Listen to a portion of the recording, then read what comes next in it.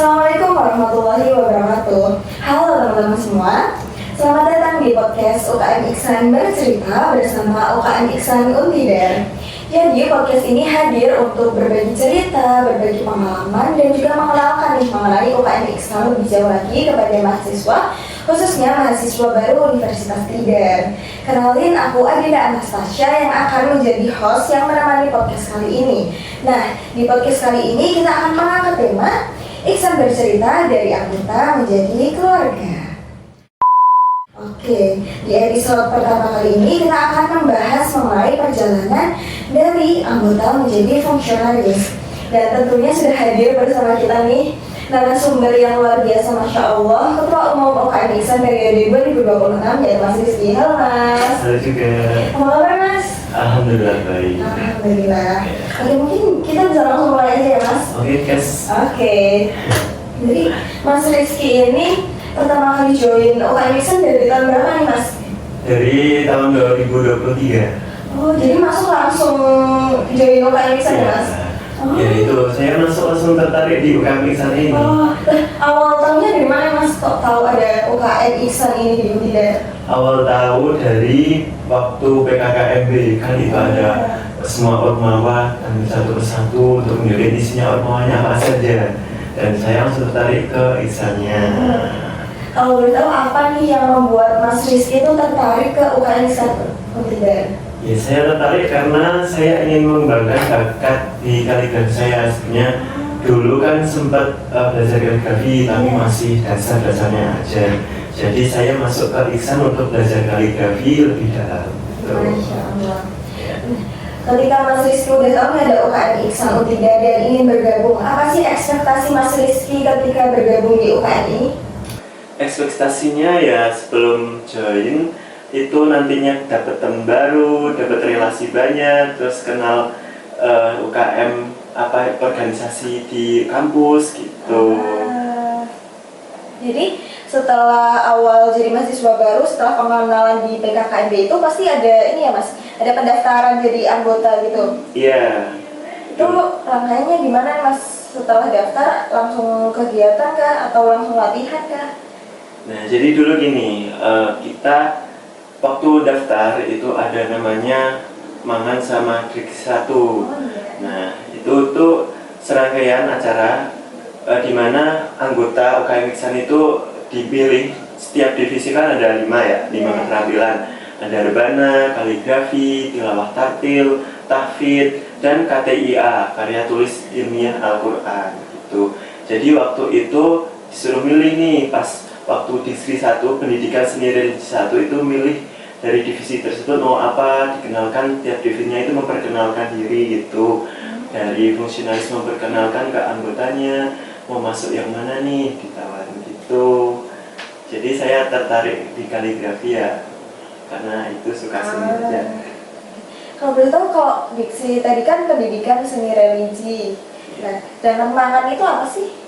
Mangan itu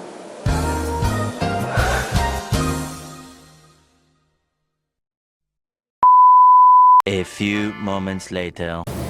Oke, jadi Mangan itu marhaban ya anggota Iksan. Jadi di situ kita disambut oleh fungsi-fungsi Iksan, disambut dengan ramah tentunya ya, terus dikenalkan dari 5 divisi tersebut yang tadi itu saya sebutkan. Nah itu jadi seru sekali, fungsinya juga ramah, baik, langsung menyapa, menyambut gitu ya dulu. Oke, seru banget ya kayaknya. Iya, seru. Nah, setelah Mangan dan Diksi 1 tuh berarti bisa langsung ikut latihan gitu? Iya, nanti langsung kita plotin, diplotin sama kita milih divisi apa nih, misal kaligrafi atau rebana. Nanti bisa langsung setiap hari Sabtu atau minggunya itu kita latihan di divisi tersebut. Tapi nanti kalau kita mau ikut latihan yang divisi lain juga boleh nih, asal waktunya yang tidak bertabrakan gitu. Seru banget ya, berarti kita bisa tahu kegiatan dari divisi lain juga nih. Iya, betul. Oke. Terus setelah Diksi 1, berarti pendidikan seni religinya tuh cuma ada 1 atau nanti ada lanjutannya lagi? Oh, ada lagi yo. Oh, ada lagi. Iya, jadi ada Diksi 2, pendidikan seni religi 2. Nah, itu di mana siapa yang anggota tertarik dari fungsionaris UKM Iksan nanti ikut Diksi 2 itu untuk mengkaderisasi lah intinya untuk persiapan jadi fungsionaris UKM Iksan. Jadi bedanya kalau Diksi 1 itu pas mau jadi anggota, sedangkan kalau Diksi 2 tuh pas mau jadi fungsionaris Ya, betul. Itu tujuannya juga untuk kaderisasi tadi. Ya. Oke, mungkin selanjutnya bisa diceritakan nih Mas gimana pengalaman Mas Rizky ketika masih menjadi anggota UKM Iksan. Nah, jadi dulu tuh ada pengalaman epic nih. Apa tuh? Aku ceritain. Boleh. Jadi dulu kan aku masih anggota dan waktu semester 1 itu belum ada motor. Terus epicnya pas waktu latihan rutin Iya. dari fungsionaris itu buat list-listan, inisiatifnya buat list-listan boncengan. Nah, buat yang anggota nggak punya motor gitu. Iya. Jadi kayak dulu aku dijemput sama fungsionaris. Jadi itu sih momen epicnya ya. Ternyata fungsionarisnya itu mengayomi banget gitu loh, saking biar anggotanya bisa ikut latihan. Jadi kayak dibuat list-listan boncengan siapa yang ada motor gitu, ada boncengan. Diusahakan banget ya sama Iya. fungsionaris. Betul. Oke, jadi tadi kan Mas Rizky menyebutkan ada 5 divisi keterampilan ya kalau nggak salah. Iya. Nah, itu ada divisi lainnya nggak sih kayak yang lain keterampilan gitu? Oh ada. Ada. Jadi kita ada 4 divisi lagi yang non keterampilan. Itu ada PSDM, Ya. tahu pengembangan sumber daya manusia, terus Humas, hubungan masyarakat, terus ada Medinfo, terus ada yang satu lagi majelis. Nah, Tuh. Jadi kalau anggota misal tertarik ke situ, nanti Ya. kita ada proker Xmut atau Iksan Muda. ya. Nah, jadi di situ kita ada pelatihan mengenai divisi non keterampilan tersebut. Ya sebutan lainnya itu kayak magang gitu. Magang. Jadi kita latihan di kepanitiaan apa, join jadi panitia non keterampilan gitu, misal di Humas ataupun majelis Medinfo gitu.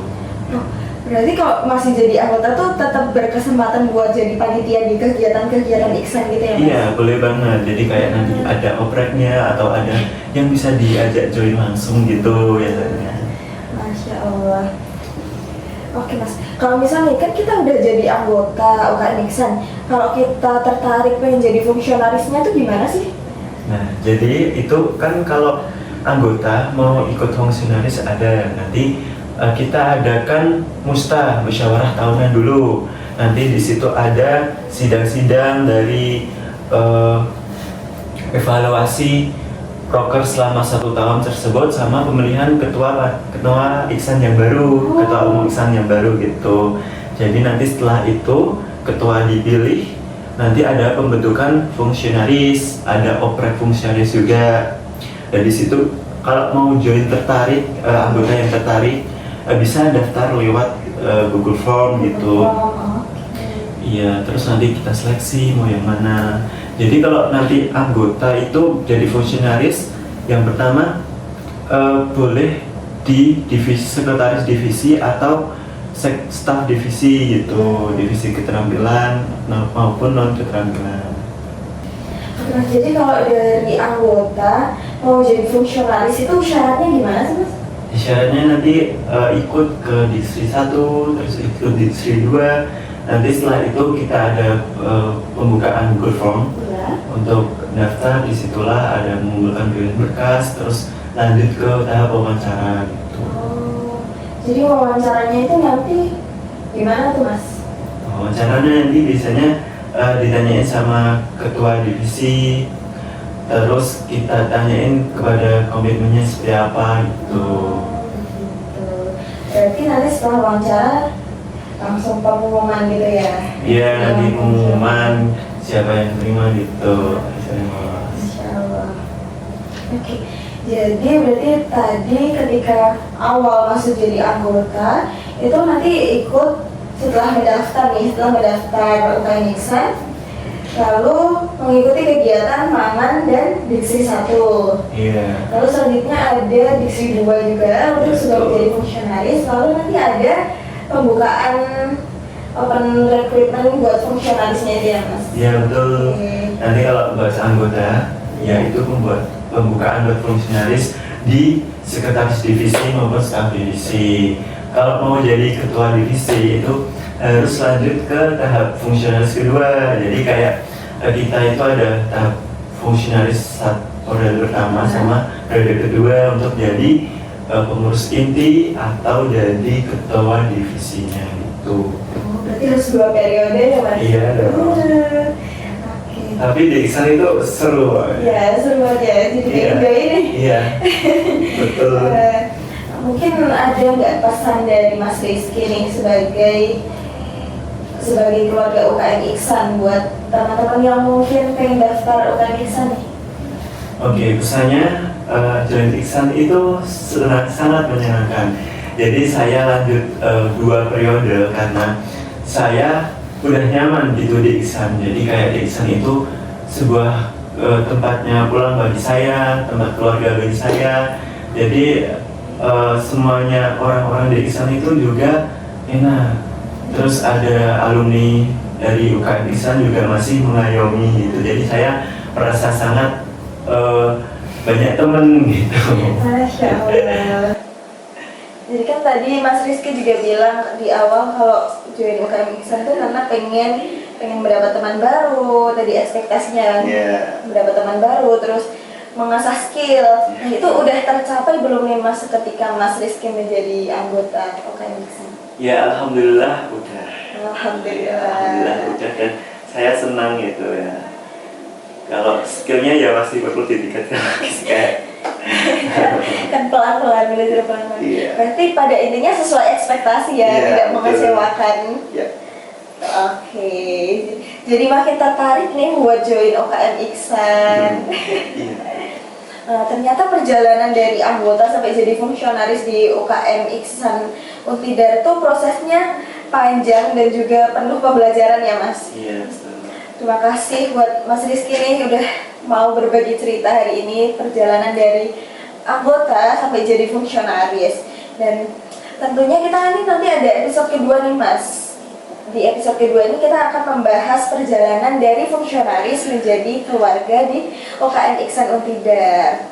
Nah, selesai sudah sesi kita di episode 1 ini. Saya selaku host pamit undur diri. Mohon maaf apabila ada kesalahan. Dari Mas Rizky mungkin ada tambahan? Sudah cukup. Tidak, oke. Wassalamualaikum warahmatullahi wabarakatuh. Mau dikat gak ya? Langsung lanjut. Masalah ada. Eh? Ini jam berapa?